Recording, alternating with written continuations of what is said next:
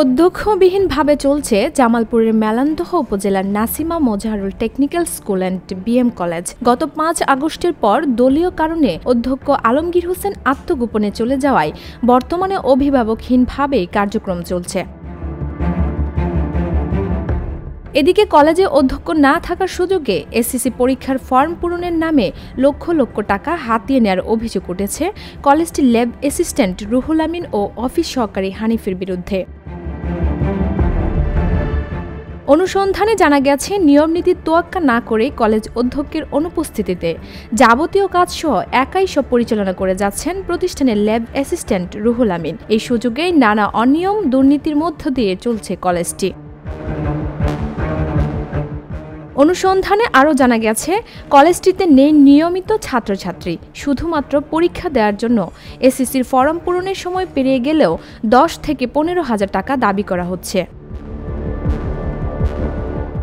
ক্যামেরার সামনে কথা বলতে না চাইলেও এমনটাই অভিযোগ করেছেন বাড়তি টাকার অভাবে ফরম পূরণ করতে না পারা বেশ কয়েকজন শিক্ষার্থী। তবে ক্যামেরার সামনে কথা বলতে না চাইলেও একজন ভুক্তভোগী জানালেন এসব অপকর্মে নানা তথ্য। এই জায়গাতে খাড়াই হাইরে কেরানি আমার ৭০০ টাকা নিয়েছি, ১৫০০ চাই কেরানি না হইলে হানি ৭০০ টাকা নিলে পরে আমি হস করলাম ১৫০০ চাইলেন ৭০০ আমি আচ্ছা ৭০০ আমি যখন বাড়তি দিই না ৭০০ দিয়েছি। পরবর্তীতে পেলে আমি হস করলাম কি এর জন্য ৭০০ পুরোগুলো এটা আপডেট ফর্মগুলো আপডেট আচ্ছা ফর্মগুলো আপডেট হইলে ফর্ম লাগবে আচ্ছা দিছি। আবার ১ মাস ১.৫ মাস পরে আবার আইসি এগুলো ৫,০০০ কি হাজার না কলকে পরীক্ষা চাই আইসেন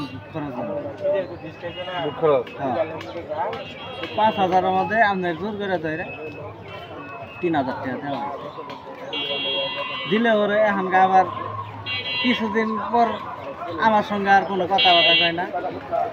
আমার যারা শালা যে পরীক্ষার্থী সের লোক কোনো কি নাই কথাবার্তা নাই। আবার মডার এদিন মুসি এদিন ওই মেরে গেছে মুসিটা আমার নাম্বারটা উঠে গেছে। মুসিরেও আপনার ১০,০০০ টাকা দাঁড়িয়ে গেছে রুহুল ডাক্তার, আমার তো ১০,০০০ টাকা দাঁড়িয়ে ১০,০০০ টাকা এখানকার মনে করেন থুয়ে থুয়ে ওই যে ফারুক তারপরে সাইদুল এরা বহুত রিকোয়েস্ট করছে শোনো আমাদের এলাকার তোলা হন পরীক্ষাটা দিবে গ্যাঞ্জাম ফ্যামিলি করে না ১০,০০০-এর নিচে ফর্ম হবে না, অথচ ডেট আছে ১০,০০০-এর নিচে ফর্ম হবে না।